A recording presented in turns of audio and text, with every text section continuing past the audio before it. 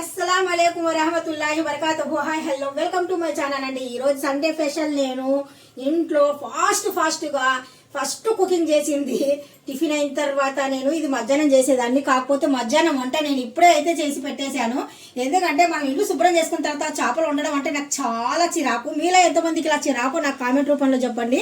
అందుకనేసి నేను ఫస్ట్ చేపలు ఫ్రై చేసిన తర్వాత మిగిలిన ఆయిల్తో చేపల పులుసు, ఎందుకంటే ఈ రోజు నూనె ఈ రోజే అయిపోవాలి మనకు, అందుకనేసి ఇలా చేశానండి। మీకు ఎలా అనిపించింది అయితే కనుక ఎలా చేశాను, ఫ్రై అయినా కానీ సరే చేపల పులుసు అయినా కానీ సరే చూద్దాం, ఒకసారి వచ్చేది చూసేద్దాం।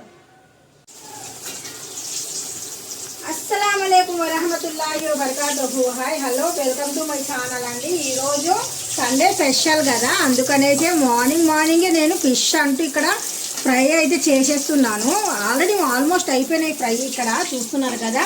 మా పిల్లల ఫ్రై అంటే చాలా ఇష్టము, అందుకనేసి ఫ్రై ఫస్ట్ చేస్తున్నాను।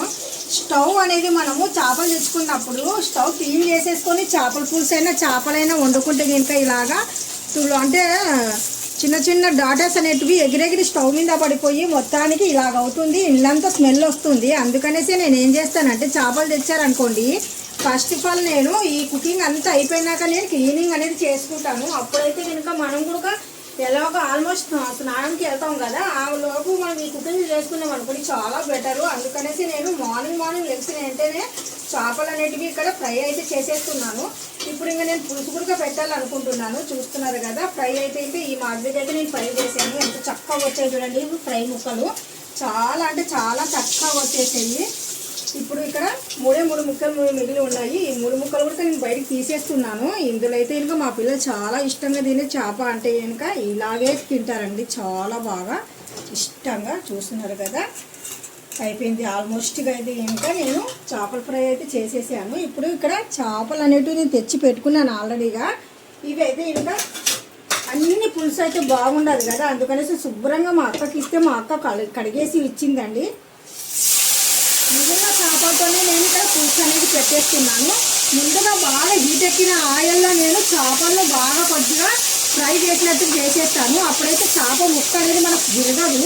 అందుకనైతే ముందుగానే చేపలు అనేటివి ఏం వేయకుండా ఫస్ట్ ఆఫ్ ఆల్ చేప ముక్క ఒకటే వేసాను।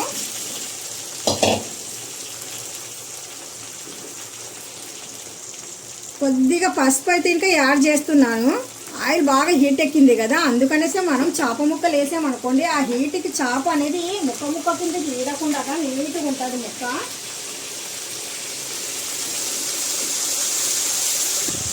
కొద్దిగా ఉప్పు కూడా యాడ్ చేసేస్తున్నాను, అంటే పులుసు కూడా సరిపోయినట్టుగా ఉప్పు యాడ్ చేస్తున్నాను। ఇక్కడ నేను కల్లుప్పు తీసుకున్నాను, ఇక్కడ మంచి బోన్స్ ఉన్న ముక్కలు అయితే ఇంకా వేసాను పులుసుకి నేను।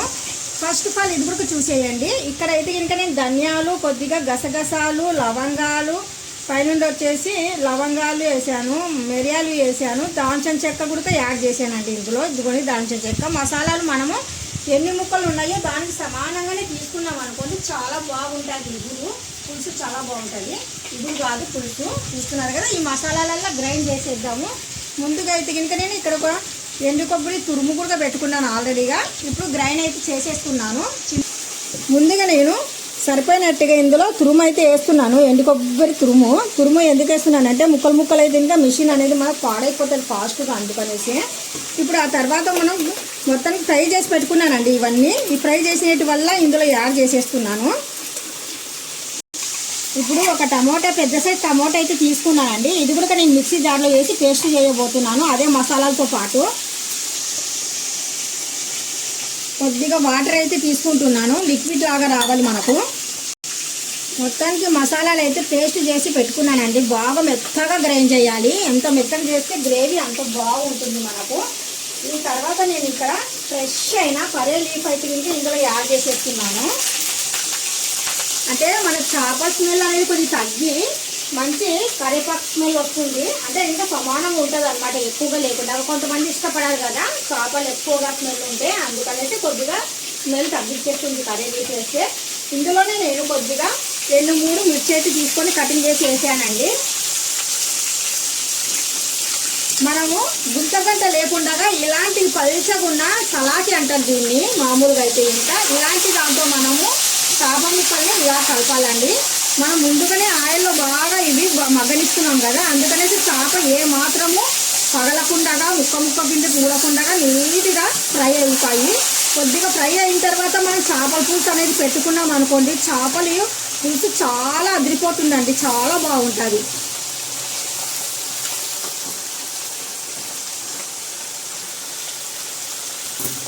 పుదీనా లీవ్స్ కూడా యాడ్ చేస్తున్నాను. పుదీనా మంచి ఫ్లేవర్ ఇస్తుంది మనకు. ఆ తర్వాత ఇక్కడ చింతపండు అనేది నేను కొద్దిగా అయితే ఇంకా నానబెట్టేసాను అనమాట. మనకు ముందుగానే నానబెడితే ఇంకా పులుసు అనేది చాలా ఎక్కువగా వచ్చేస్తుంది. చింతపండు పులుసు మనకు పులుసు ఎంత ఉంటే అంత బాగుంటుంది, గ్రేవీ టేస్టీగా ఉంటుంది. అందుకనేసి నేను ఇక్కడ చింతపండు బాగా ఎక్కువ కొద్ది పులుపుల్లో ఉన్నట్టుగానే నానబెట్టుకున్నాను. ఇందులో ఇప్పుడు నేను చింతపండు పులుసుని అయితే యాడ్ చేస్తున్నాను.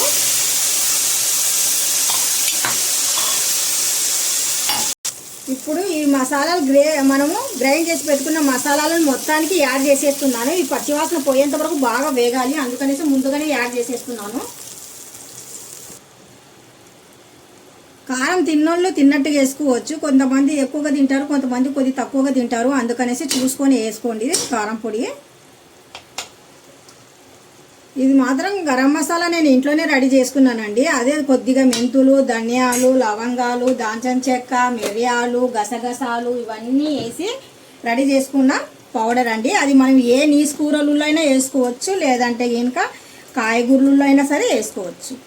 చాలా అంటే చాలా కమ్మదనం ఉంటుంది. దాంట్లో కొద్దిగా సోప్ కూడా యాడ్ చేశాను నేను.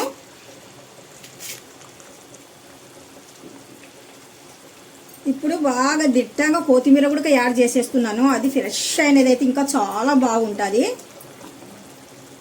అన్నీ వేసిన తర్వాత మళ్ళీ ఒక్కసారి మసాలాలు అన్ని ముక్కలకి బాగా గ్రేవీ కలిసిపోయినట్టు ఉండాలి. అందుకనేసి ఒక పల్సన ఉన్న స్పూన్ లాంటిది తీసుకొని నేను ఇక్కడైతే ఇంకా కలిపేస్తున్నాను. చూస్తున్నారు కదా, మనకు ముక్కలకి ఇలాగా నిండుగా రావాలి. ఒక్కసారి ఇలా కలిపితే చూడండి, ముక్క ఎక్కడైనా మీకు పగిలినట్టుగా ఎరిగినట్టుగా ఏమైనా అవుతుందో ఇబ్బంది లేకుండా కొద్దిగా మనం ఓపెన్ ఉన్న గిన్నె తీసుకున్నాం అనుకోండి, చక్కగా కలపనీగా బాగుంటుంది. చేపలు అయితే ఇంకా ఇలాంటి ఎలడుపు ఉన్న దాంట్లో చేస్తేనే బాగుంటుంది. గ్రేవీ కలర్లన్నా కానీ సరే, ముక్క కలర్లన్నా కానీ సరే ఇలాగ ఉండాలి. ఇప్పుడు కొద్దిగా మనం మరీ ఎక్కువ హై లేకుండా మంట అనేది బాగా తగ్గించేసి బాగా మగ్గనిద్దాము. అంటే మసాలాలు గ్రేవీ అంతా బాగా దగ్గర కూడాలి. అందుకనేసి కొద్దిగా ఉడకంత వరకు మనం కవర్ చేసి వదిలేద్దాము. ఒక ప్లేట్ మూసేద్దాము.